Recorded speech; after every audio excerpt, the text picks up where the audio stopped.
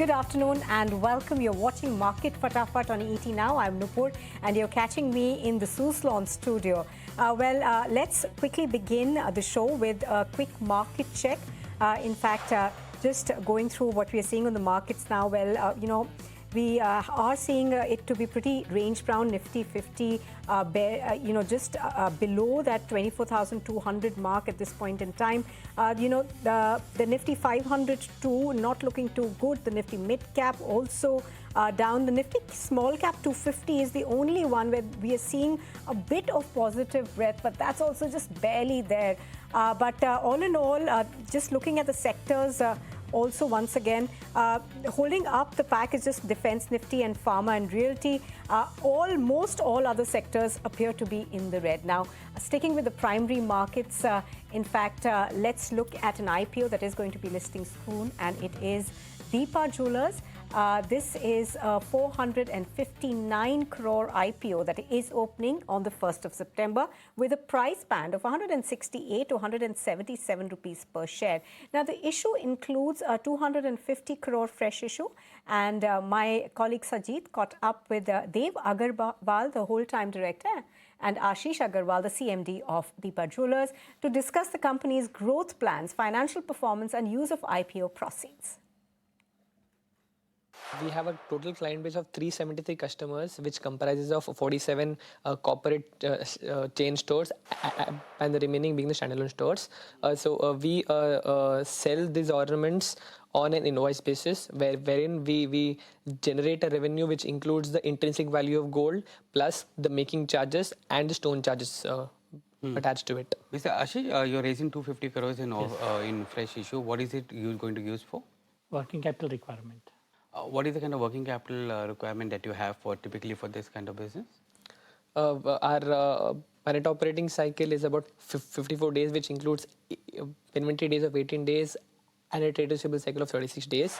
So the funds that will flow into the business will be deployed in upscaling the inventory and the trade receivable block to upscale the overall scale of operations of the entity. One thing which is coming out very clearly is that you're gradually increasing your margins, which is now around 7.6% in FY26. How much is the margin upside that you have in your business, and can you give us a reason how margins have gone up for the last 3 years? The margins have been on an upward trend in the last few years because of primary shift in SKU mix, as we are mostly focusing on more of studded jewelry, which offers a better conversion margin than the plain gold jewelry.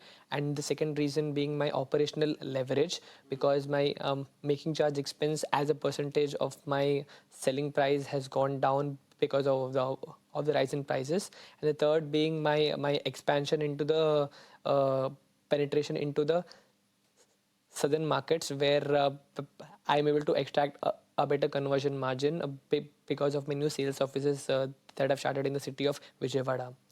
So with these three reasons, my margins have been on an upward trend in the last few years. Ashish, how do you look at this entire business? Is it seasonal in nature? Because certain markets have festive seasons starting off now. It's not seasonal, it's 365 days a year. And there's no seasonality of revenues that come in. As before the festive season, you see much more. Some seasonal attachment is there, but gold jewelry is purchased throughout the year in India. Can you give us a sense of what is the kind of relationship that you have with your B2B partners, basically the retail chains? Is it a long-term agreement that is there, or is it, is it on a job work basis? We have been able to establish long-term relationships with our clients, because 18 of such entities have been associated with us since our inception, and about 122 clients are associated with us since more than 5 years. So this talks about the customer stickiness and our ability to meet the consistent delivery timelines and consistent quality. There is no written long-term agreement, but based on the historical purchase record, we have been consistently selling to our B2B clients since more than 2 decades. Ashish, can you give us a sense of how do you manage the gold volatility? Because we've seen gold prices going up and down. And because you are into a B2B business, how do you manage the volatility? We follow proper hedging policy. Details they will explain to you. Yeah, we have proper hedging policy in place, which comprises of three mechanisms, which includes gold metal loan, GML facility, through which we procure a physical gold from bank on an unfixed basis at a nominal interest rate, for which we get a period of 180 days to fix the price. The second mechanism is entry into the forward contracts on MCX, wherein whenever we purchase physical gold from the market, we enter into a short contract on MCX futures. And the third mechanism is a back-to-back price fixing policy, wherein whenever a customer fixes the gold price while placing orders, we purchase the same quantity of gold at the same price with our bullion supplier. So with these three mechanisms in place, we are able to hedge about 85% of our total gold holdings, and hence this helps us absorb any kind of gain or loss that happens because of other gold price fluctuations in the market. How do you manage inventory? Have you reduced the inventory days for you? And how are you managing inventory as well? Our inventory days are have been more or less in the same range, ranging from 16 days to 24 days in the last 8 years. So we have been able to consistently turn our inventory around 20 times in a year. So with our focus on a limited number of SKUs and diverse client base, we have been able to churn our inventory well, and we have proper inventory management systems in place, which helps us manage our inventory efficiency. Uh, who are the big suppliers for you for gold? Are these B2B partners your suppliers, or you buy it from the market? We procure gold from banks, from local bullion suppliers, and we also import gold from UAE through IIBX, and we also have a certain gold which we exchange from the customers. So our big suppliers includes our banker, which is Yes Bank Trade Caritas, and also players like Arihant Bullion, DP Gold, and so on. I've seen your margins go up, and you said that the reason for that is that you moved away from or moved into basically studded jewelry from plain gold jewelry. What is the kind of mix now you have with respect to studded and plain jewelry, gold jewelry? Yeah, about 72% of my sales are studded jewelry, and about 28% is my plain gold jewelry. And how has this mix moved over the last 3-4 years? It has been on an upward trend. My studded jewelry component has consistently increased in the last 4 years, and is expected to continue. All right, now sticking with that, Purple Style Labs, the parent company of Pernia's pop-up shop, fixed the price band of 546 to 575 rupees per share for its 680 crore IPO, which will open for subscription on the 31st of August at the upper end of the price band. The issue implies a market capitalization of over 4,600 crore rupees. Sajid also caught up with the management to understand their fund utilization plans and growth roadmap.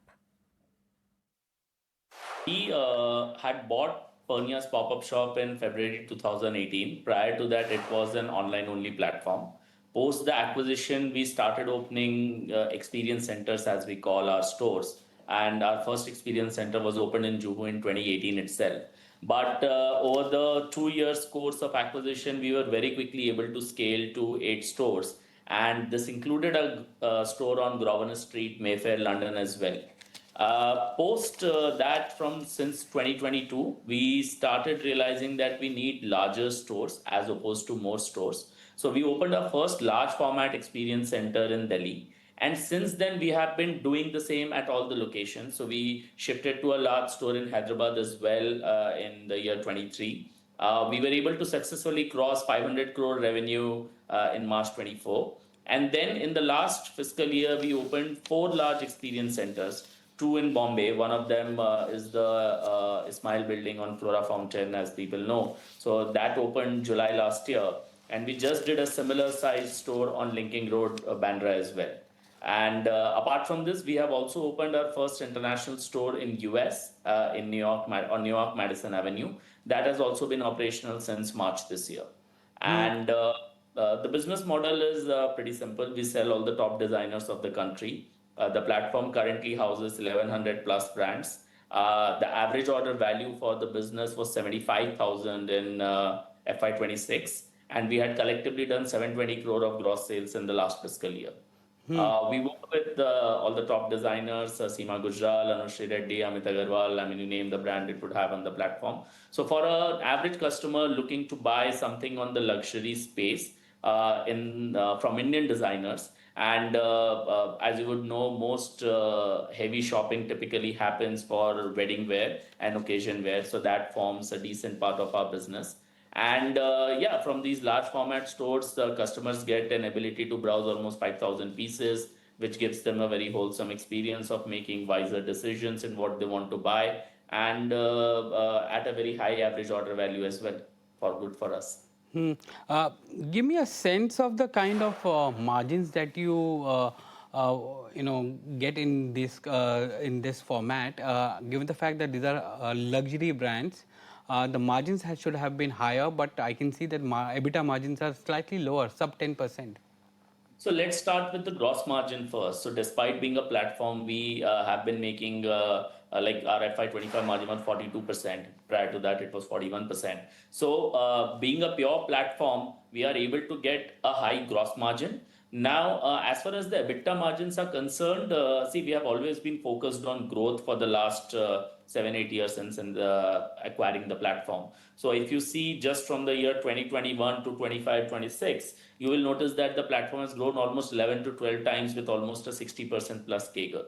So it's a high growth industry. It's growing at almost 25%. I mean, the luxury space within the wedding occasion wear. And we have been increasing our market share, which is delivering a 60% plus CAGR. So from our perspective, we are currently more focused on bringing growth as opposed to worrying about, generating very high profitability from this 42% margin.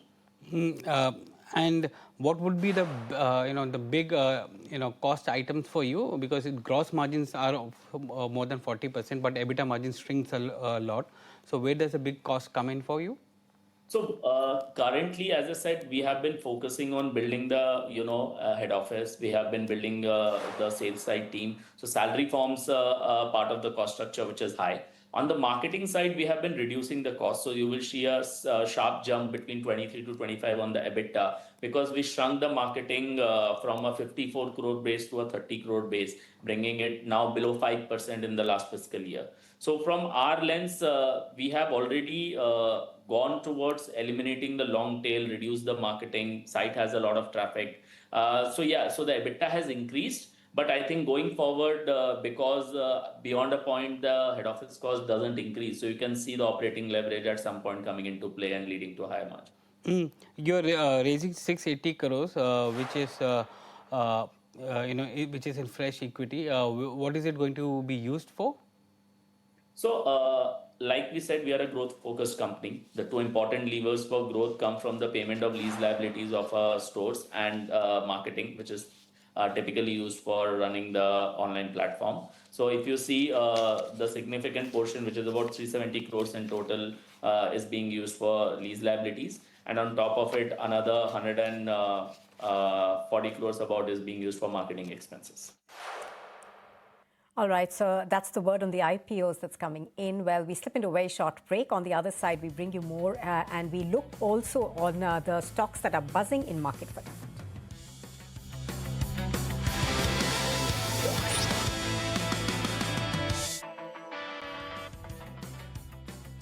Well, thank you for staying with us on Market Fatafat, and joining us now is Ashish Kyal. He's the founder and CEO of Wave Strategy Advisors. Hi, Ashish, and thank you for being with us. All right, so let's begin with the stocks that have been buzzing in trade today, and right on top of that list is ICICI Prudential Asset Management Company. Those stocks have fallen after about 99 lakh shares, or 2% of the company's equity has changed hands. The stock currently also down about 3.63%. Now, This deal has happened with the promoter Prudential Corporation Holdings amongst the sellers. Now, the transaction involved about 1 crore shares or 2% of ICICI Prudential AMC's total equity that has changed hands. The shares were offered in a price range of 2,998 to 3,158 apiece, representing a discount of about 7 to 2% on the stock's previous close. Now, the stake sale is aimed at increasing public shareholding in ICICI Prudential AMC and moving the company towards meeting minimum public shareholding requirements. Coming to you, Ashish, I think you've picked out BHEL. What is that counter looking like on the technicals today?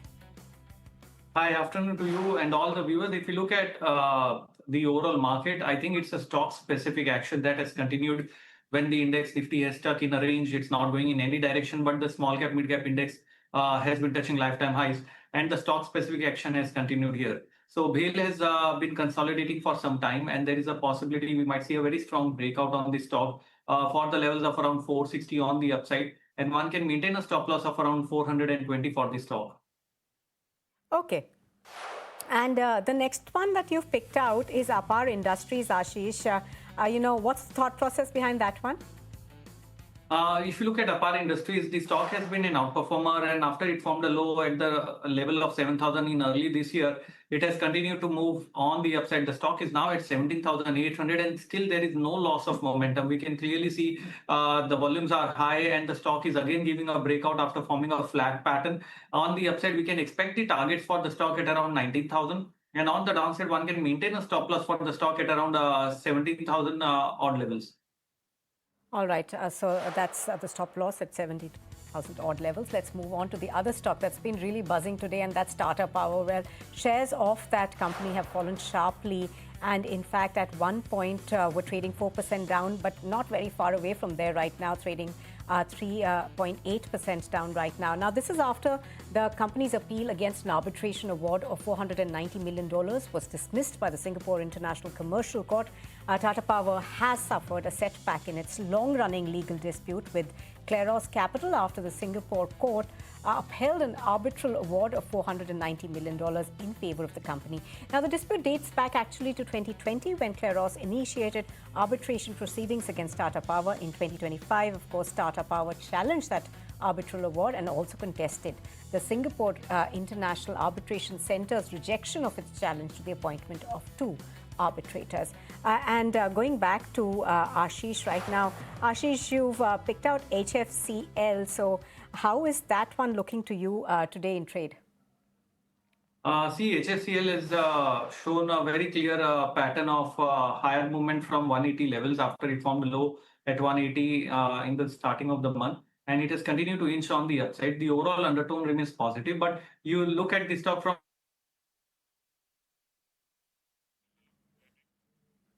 All right. I think we seem to have lost that connection with Ashish. We'll try and get him back in just a bit. But just going over to the next stock that we've actually picked out, that's Titagarh Rail Systems. Now, this one is in focus and has been trading up. It's, from the levels that it was trading in the morning, about 1% up. It has fallen a bit. Now, this is after signing a non-binding MOU with Siemens to jointly evaluate and explore international metro rolling stocks opportunities by a case-to-case basis. Now, the partnership is also expected to strengthen its focus on local manufacturing and India's rail manufacturing ecosystem. Now, Titagarh Rail Systems' total order book is standing at about 26,635 crore rupees at the end of Q1 FY27, including its share of joint venture orders. Now, the company's 10,395 crore came from passenger rail systems and about 2,470 crore came from freight rail systems. I think we have got Ashish back with us. So Ashish, yes, you were taking us through HFCL. That counter, of course, doing pretty well today. Yes, indeed. So I'm saying HFCL can be looked at from a short-term trading perspective. On the upside, we can expect the stock to reach towards 255, and on the downside, 230 remains an important support level. All right, Ashish, appreciate your speaking to us and taking the time out to be with us on Market Fatafat. Thank you. Well, Moving on now, India and Japan's partnership is set for a major boost with the Japanese company stepping up investment in India. The Commerce Minister Piyush Goyal says that Japan has committed 7 lakh crore rupees in investments over 10 years. And my colleague Amit caught up with the Commerce Minister to understand more. जैसे जैसे अब hi tech high quality products बनाने में भारत कामयाब होगा, जिस पे प्रधानमंत्री जी विशेष अपनी हर बैठक में फोकस करते हैं, तो मुझे विश्वास है कि जापान भी भारत से कई और नई चीजें लेना। हाईटेक कंपनीज की बात थी, जो सर्टिफिकेशन का दिक्कत होती थी, आपने एक पहल भी की है, तो क्या सिर्फ जापान ही, क्या पूरे दुनिया के जो कंपनीज हैं, जो हाईटेक मशीन्स आएंगी, उस पर बीआईएस के जो सर्टिफिकेशन का जो छूट की बात हो रही है, तो उससे फायदा होगा? उससे जो भी व्यक्ति भारत में किधर भी, भारत का हो या दुनिया में किधर का भी हो, रूल हम सेम रखते हैं। इसको कहते हैं नेशनल ट्रीटमेंट। कोई रूल जापान के लिए अलग नहीं बना रहे। ये भारत के भी जो लोग हाई क्वालिटी प्रोडक्ट्स बनाते हैं, उनको हर एक पुर्जे के लिए अलग अलग अप्रूवल ना लेना पड़े, क्योंकि स्वाभाविक है जब कोई सेमीकंडक्टर जैसी चीज बना रहे तो उसमें हर एक पुर्जा व्यक्ति अच्छा ही डालता है। तो अच्छे पुर्जे की जिम्मेदारी उन पे डाल के बीआईएस से एग्जेम्पशन देने के विचार पे मैं काम कर। सेमीकंडक्टर को लेकर आपने अलग से मीटिंग की, आई को लेकर मीटिंग की, लेकिन जापान में सेमीकंडक्टर को लेकर बहुत ज्यादा कुछ ऐसा है नहीं, तो फिर यहाँ से सेमीकंडक्टर इंडस्ट्री के लिए आप क्या लेकर आएंगे? आपको गलतफहमी है कि जापान में सेमीकंडक्टर के लिए है नहीं। मैं जितनी कंपनियों को मिला, कुछ ना कुछ उनका सेमीकंडक्टर वैल्यू चेन में रोल है, कि कोई केमिकल बनाता है, कोई गैस बनाता है, कोई high precision engineer electronic components बनाता है, फैब्स है, 2 फैब्स है, फैब्रिकेशन यूनिट्स है। तो जापान सेमीकंडक्टर में एक बड़ा मजबूत देश है और भारत को इससे बहुत लाभ है। आखिरी सवाल सर, किस तरह की चिंताएं जताई यहाँ की जो कंपनीज जो भारत में जो आए हैं? बहुत बड़ी चिंता ऐसी सामने नहीं आई है, पर हम तो ऐसी सरकार है जो जिसके भी कोई विषय सामने आते हैं उस पर गंभीरता से काम करते हैं। Well, with that, it is a wrap on Market Fatafat. You were catching us on the Suzlon studio. Thank you very much for joining us.